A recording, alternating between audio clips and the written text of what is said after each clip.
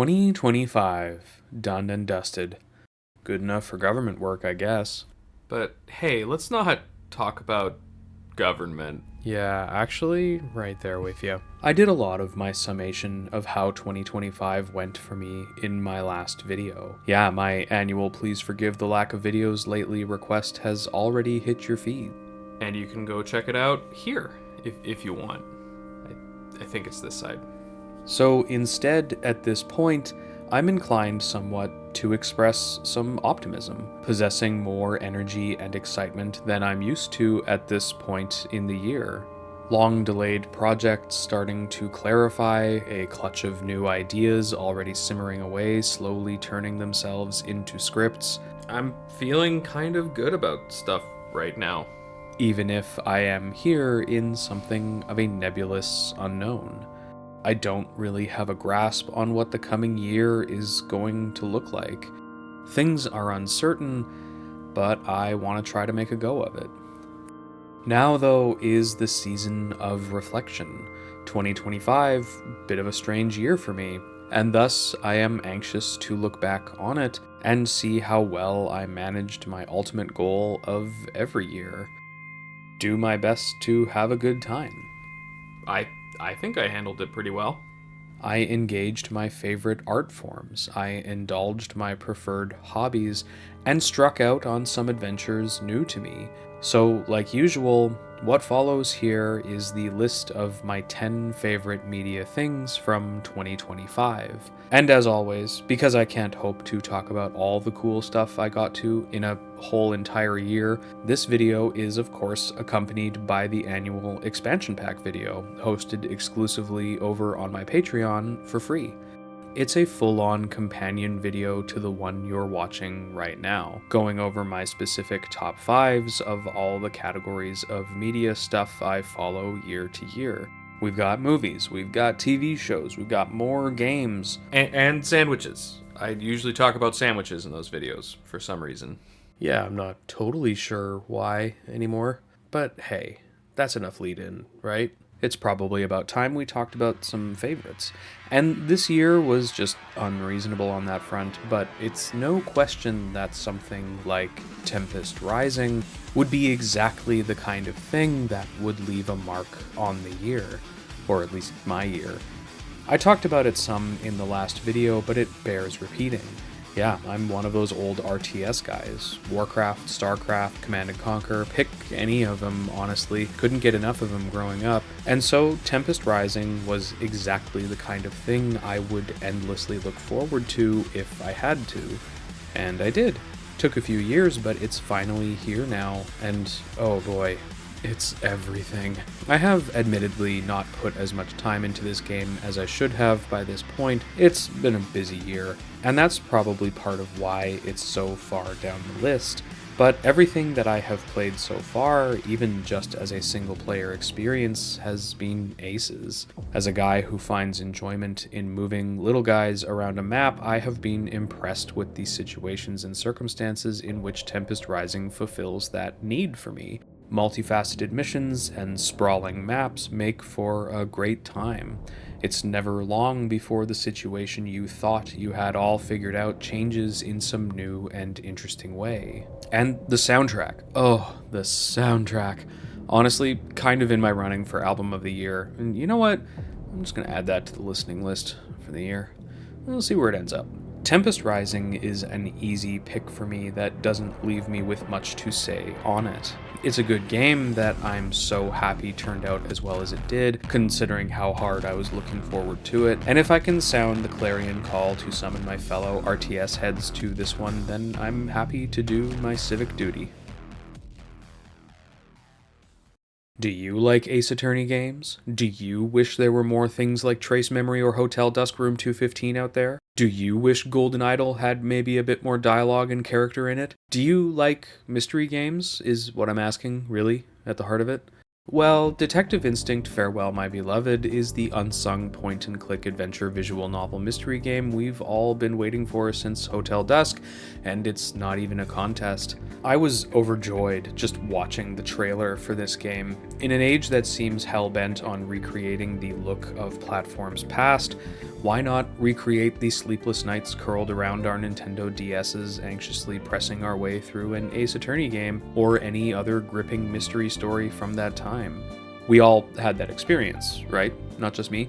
Well, it's exactly the kind of thing that will work on me, and I can recommend this game.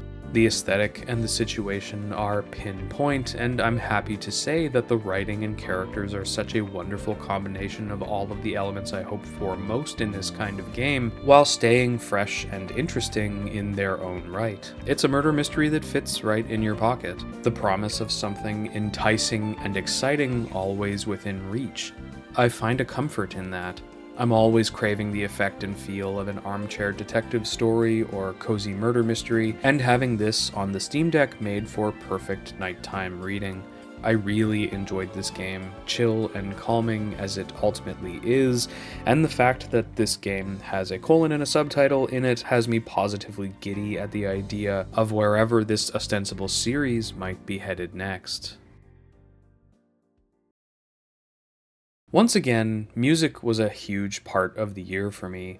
At this point, it seems to be something of a pattern. If you ask me, this whole music medium, might have something going on for it. I think I'm gonna keep listening. But this was the year that Majestica's Power Train arrived on my doorstep. A little worse for wear after the journey, apparently, but no less incredible a listening experience. Of all the music I took in this year, there is nothing that even comes close to the number of times I made my way around this thing. There is a part of me that will always be into the big, cheesy, over-the-top power metal sound. Yes, I am a huge nerd, and this album, more than anything else I've heard in a long time, makes me feel like I'm discovering it all again for the first time. There is an energy running throughout this disc that just fuels me. A feeling like I might sprout wings and fly all the way through the sun while blasting it at full volume. Yeah, take notes, Icarus. Every time I listen to it, I don't even bat an eye at the idea of just starting it all over again. It is an instant mood booster. Even the moments of intensity or drama fully live up to the name of the band. Majestic through and through. These guys are a new act for me this year, and I'm quite smitten by what they seem to offer. What feels like an unflinching approach to what they do, and an unabashed love for music. I mean, they are apparently the kind of band that would write a concept album about a Christmas carol and lean all the way in. If you ask this old and jaded headbanger, that's metal as hell. Powertrain is such an unbelievable tour de force, it's not even fair. I loved a lot of albums this year, but Majestica on their own have like 5 candidates for my favorite song of the year. These guys put up strong numbers for 2025, and I'm so glad this disc found its way to me. An inspiring force carrying me through a strange year and a new favorite sound going forward.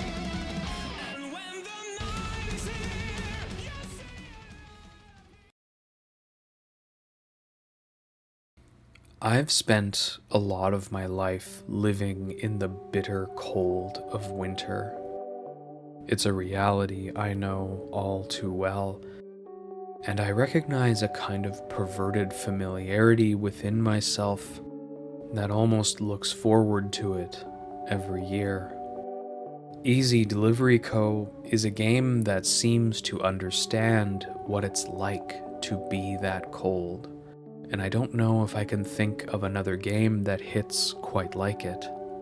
The desolate streets, the perpetual gray of the all too brief daylight, and the long dark of night. Do not let yourself linger in this cold, friend. It won't end well for you. This is a game that will fully bring your core temperature down. The only warmth to be found is on the road of never-ending travel, and the greetings of the shopkeepers who employ you. A moment's reprieve from the unrelenting winter. It's kind of magical. Easy Delivery Co. is relaxing and meditative enough, simply shepherding goods between towns across a snow-covered mountain. But when you are ready, the stories and mysteries this game presents are intriguing and exciting on their own. There wasn't a moment of this game I didn't enjoy. I'm not sure if this is the best game of all time or if it's just the first game that seems to get what driving in snow is actually like. I feel so seen. It may only have the heft of a game to occupy a weekend or a few evenings here and there, but I found myself returning to this game time and time again, just to glimpse the melancholic spirit it carries throughout the whole experience. The stories of the characters, the curiosities of its world, all come together so perfectly, and I am happy that it's here for me. At this point in the video, I would like to give a little update. Because in 2022, I made a whole dang video about how I don't like Hollow Knight, and I had a big old existential crisis over it, which led to a whole lot of self-reflection and uncertainty. Fun video. But I did leave the door open, ending my discussion of the game acknowledging that if Silksong ever came out, maybe it could turn things around.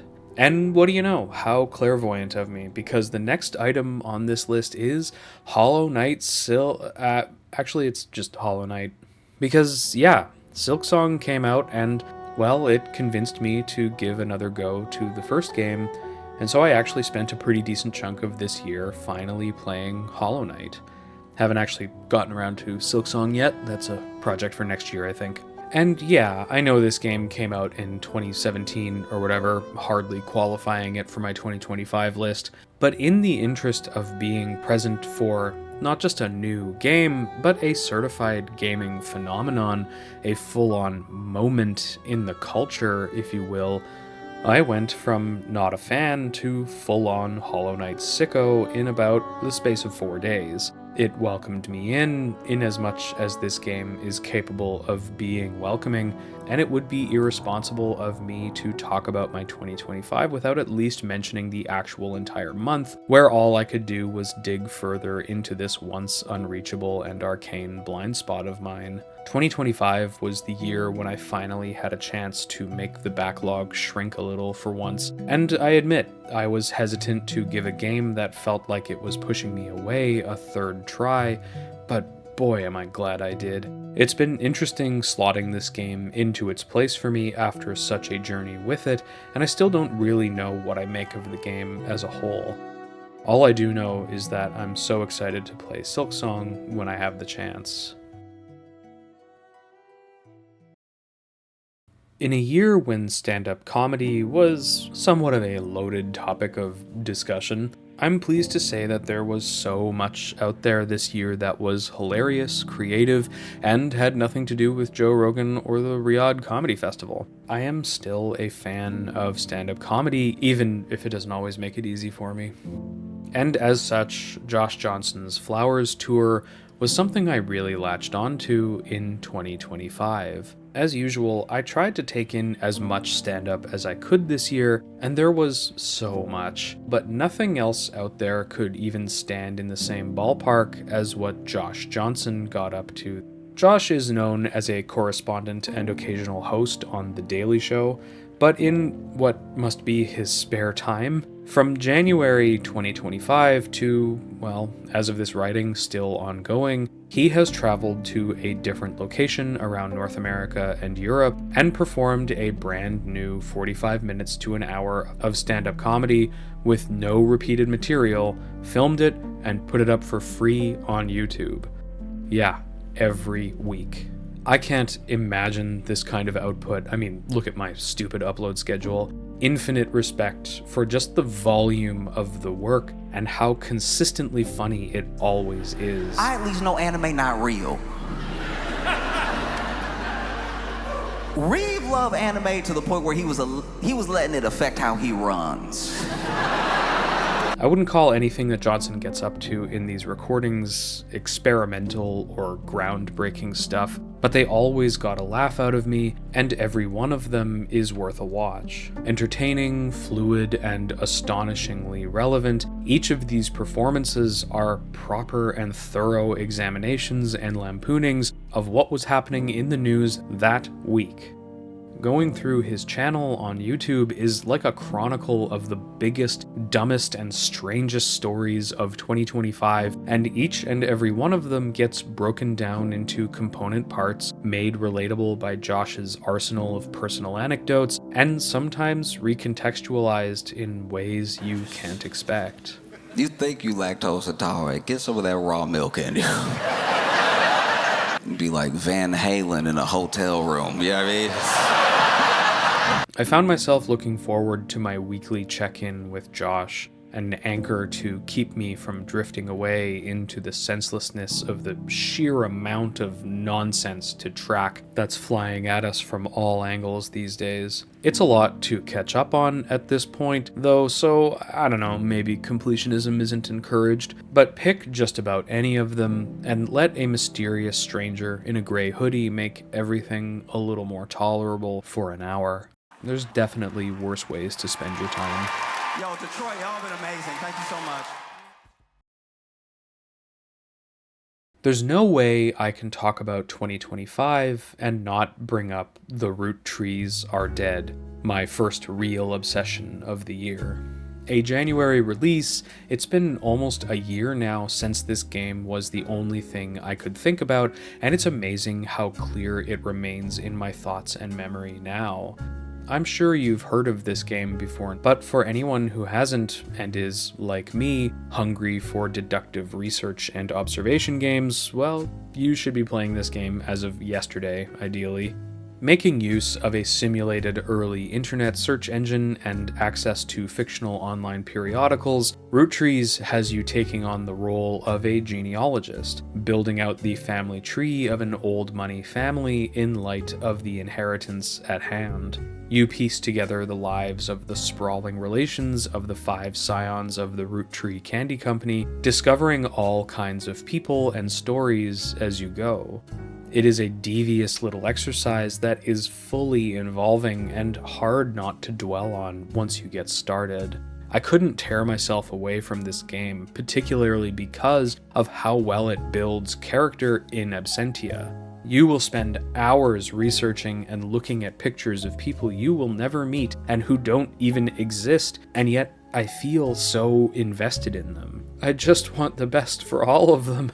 Well, most of them, anyways. I won't dwell on this entry for too long. Discussing it for any length of time feels like a recipe for a long edit, dodging spoilery footage and such. Kind of hard to give a visual impression of this game without just showing off the answers to puzzles, so just let it be known that this game is totally engaging throughout both of its chapters, even if at times it will have you ripping whatever's left of your hair out. It's a strong recommend from me, if even just because of what it accomplishes. The root trees may be dead, but this game breathed life into my year in a big way. In a year that was this strong for movie offerings, really only a film like Sinners would be able to outshine everything else and solidify itself as my favorite. Yeah? Was that everybody's favorite movie was Sinners? Alright, well, out-and-out horror movies have never been my go-to genre, but if I was gonna pick my other favorite movie this year, it would definitely be yeah? That one too, huh? So, One Battle After Another is an amazing watch that has lots on its mind, and is definitely a movie that everyone has talked about already. Alright. I mean, this year was kind of stacked with great movies that I think are totally deserving of being classics. Everything I've mentioned so far was excellent. Superman seemed to exceed expectations. Wake Up Dead Man was a late entry that really stole my heart, and I had a ton of fun with all of these, but I think the movie that I'm stuck on most, just one level down, was Wes Anderson's The Phoenician Scheme. It's hard to get a grip on what the wider impression of Anderson is these days. For my money, he's been on the run of a lifetime, with really only one stumbling along the way. His movies have only gotten stronger, while it seems like fewer and fewer people talk about them. Asteroid City is a movie I can put on any day of the week without a second thought, and The French Dispatch is shockingly high on my list of favorite movies ever these days, and I seem to be on something of an island in that regard. But for Anderson's 2025 offering, I found myself somewhat baffled by how grounded and focused I felt throughout the whole affair. Myself, I feel very safe. There is a tactility to this movie that really amplifies its effect for me. This film, more than any other, I think, makes it apparent just how much choreography and physicality goes into an Anderson production. It's like a musical or a high-octane action film at times, but in measures of glances and deliberate strides. A dance between performer, camera, and audience that just inspires me. What's more, the power trio heading up this movie is just unmatched. Benicio del Toro, Mia Threppleton, and Michael Cera are maybe not revealing anything new, but are perfect pillars holding up the structure of this thing for all to see. I'm not leaving the room so you can hand grenade yourself as a business tactic. You asked me my strategy? This is my strategy. Plus the menagerie of Anderson regulars scattered throughout, powering Wes's trademark visual and written flair, is invigorating. I don't think that the Phoenician scheme is supplanting Asteroid or Dispatch for me, or is even my top movie of the year, but as a piece that feels as though it could only be properly assembled and composed by the minds and collaborations that assembled and composed it, it enters the Anderson pantheon for me. Unapologetic in its delivery, this is a movie that is sure of one thing and one thing alone, and that is itself. Which is maybe the cheesiest way of reviewing a film possible, but at this point, I'm just happy we have someone out there making art that is this tuned and precise that still feels so natural and comfortable. I like this movie a lot.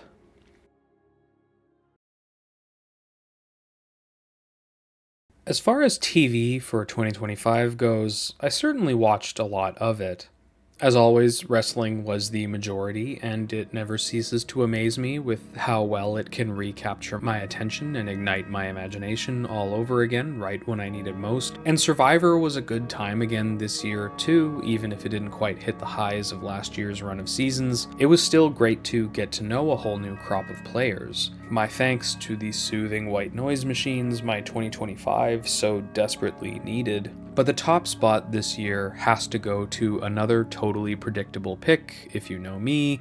Yeah, it's Taskmaster seasons 19 and 20. Taskmaster is pound for pound my favorite thing on a screen these days. Even the seasons I rank on the lower end of the scale are still miles ahead of grand swaths of television out there in my mind. I'm kind of shocked that it hasn't made the main list until now. The most surprising thing. But this year's offerings were just a perfect 1-2 punch of everything the show is about and what it stands for, and thus I can put it off no longer. Both of these seasons were absolute wins for completely different reasons, each of them with their own energies, joys, and catastrophes.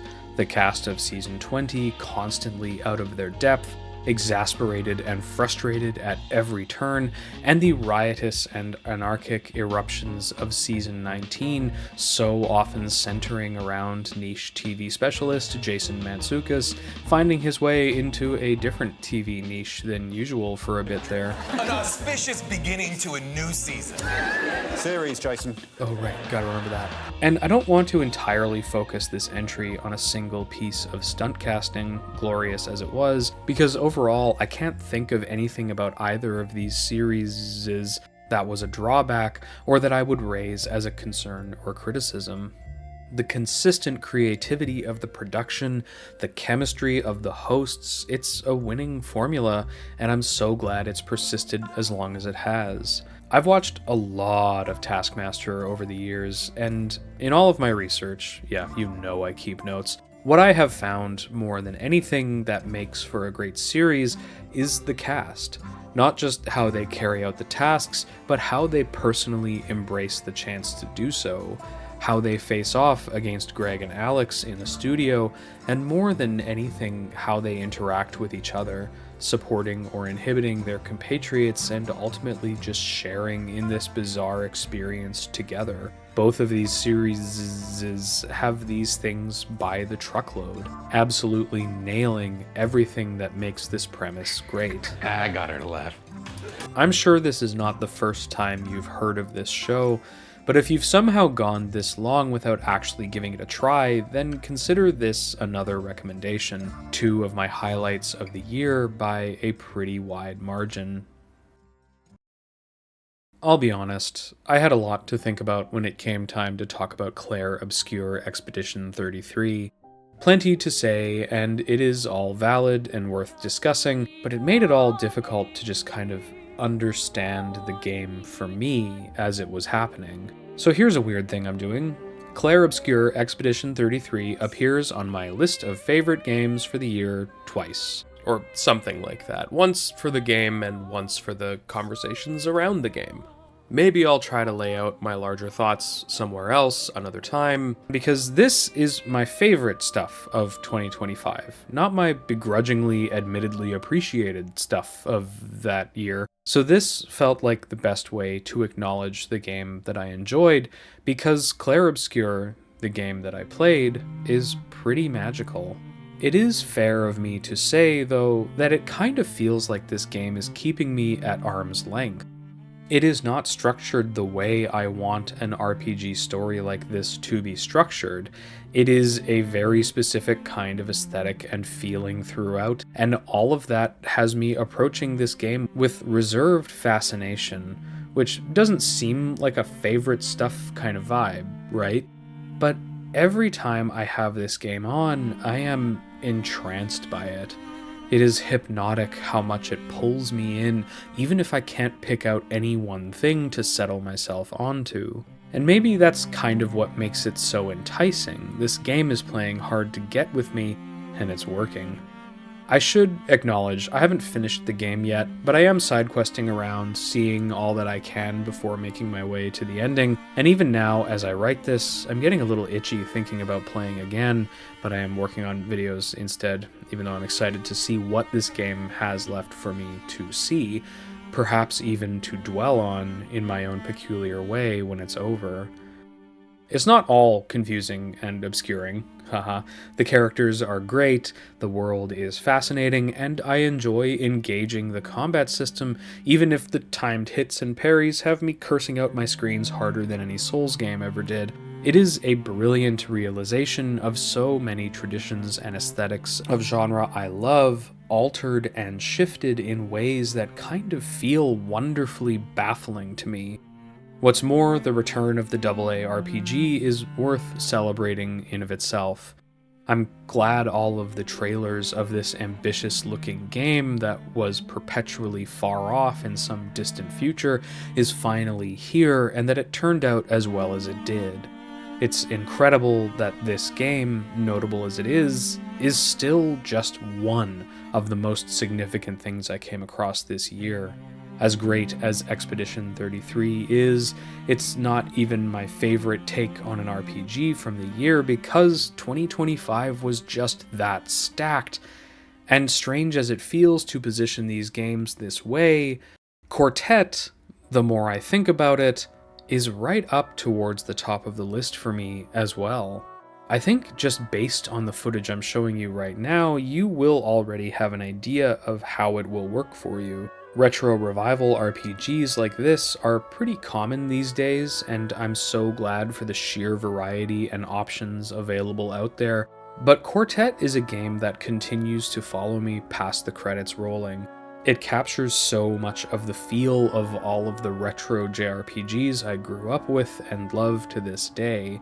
That's easy enough to see from the game's Steam page, but you can't even get a shade of an idea of how this game's story will play out from its 2 to 3 minute attraction trailer. And let me tell ya, this game's got ideas. Quartet is maybe the most impressed I have been with a multi-directional, grand, sweeping story like this in a good while. It is at times limited somewhat by the scope of its production as a whole. Some quests are a little sparse, but I will struggle in this moment to fully convey just how the story and concept of this game exceeds expectations. So just trust me, they do.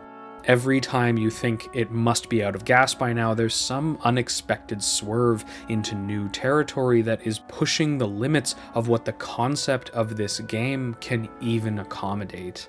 I found it all genuinely impressive. Any of the starting storylines will exemplify how this game makes use of the narrative tools it has access to, and once you start playing as a graduate of a magic college who ends up foiling train robberies in a Wild West-styled frontier town, yeah, mild spoiler on that one, but that's like one of the 20 such situations this game runs with. Yeah, it's not the only time this game will really sell the variety of aesthetics and themes it has on its mind. It's really fantastic how fluid and natural this game feels. There's no massive change-up to the genre's functions or tendencies, there aren't any special new mechanics influencing the formula. It feels just like the RPGs of old, with enough mechanical remixing and fine-tuning that you don't even really notice how your approach to things like combat change into something familiar yet interesting and new. I won't say that Quartet is a perfect game, there are shortcomings here and there, but its strengths more than make up for its weaknesses. Ultimately, this is a really well-written and assembled retro RPG with all the fixins you could need. Tons of places to explore, fun characters to learn about, seemingly endless treasures to dig out of every area map, and there's an enemy in this game named Archimedes, who is a cat with a PhD or something, so yeah, this game's the best. I found Quartet so charming, and I had a ton of fun with it, so why not give it a look? It seems like it got slept on a bit. But of course, we always had one more place left to go. I did what I could, but I am nothing if not predictable, and in completely giving in to expectations, my number one favorite media thing from 2025 is Blueprints. Yeah, I'm not going to beat around the bush here. I think this item in this position on this list was solidified by around day 5 playing this game. I will admit, it took me some time to finally realize what I was looking at with Blueprints. What seemed like a strange and quirky house, the perfect setting for a bizarre little exploration game, reveals so much more beneath the surface. The kind of thing any puzzle game should be aiming to achieve. What you can't expect is the degree to which this game will leave your expectations in the dust and have you enraptured with the promise of discovery. I'm actually a little nervous by how much this game is the perfect realization of everything I love about this genre, twisted and molded into something unique by the interloping mechanics of others. It's not something I've seen before, and it's created a completely new effect that I can't help but obsess over. I get the feeling that even interviewing people about how they played this game, what they found and when, and just how long it took for certain revelations to arrive, is a totally new and just as engaging way to explore and experience this particular game. I don't know what else you could possibly say that about.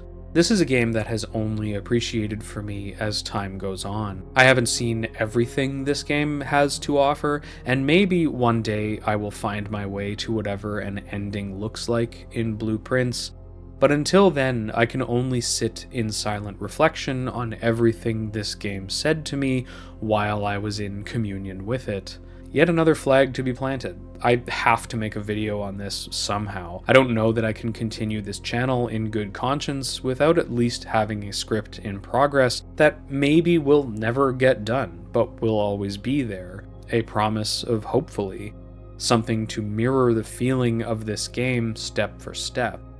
2025 was a year when new situations arose for me, new problems needed solving, and I accepted new challenges with excitement. I couldn't have known how much Blueprints was going to be my blueprint going forward. It's exactly the kind of game I always hoped to find. It speaks to my love of puzzle games, my need for mysteries, and like so many of my favorite games, informed the events of my life around me. I don't think there's anyone familiar with my channel who didn't think this would be the top of the list for me, but I'm happy to lean into expectations when they are this appropriate. Blueprints is something special for this year, and I can't wait for it to fully form in my mind one day. Thank you all so much for watching this video, and if this isn't the first of my videos you've watched, then thank you for continuing to watch my videos. 2025 was a weird year. I mean, there was so much stuff to follow this year. I couldn't even stick to the 10 favorite things number. Did you count? There were 12. That's bonus favorite things. You're welcome. Anyways, I am just glad to have an outlet like this to focus on while things settle. The fact that you're all here right now means a lot, and I hope to be able to have more stuff to share with you soon. Don't forget to head over to the Patreon for the free expansion pack video talking about more cool stuff from 2025. Make sure to like this video and subscribe and ring the bell and all that, but most of all, have a happy 2026, everybody.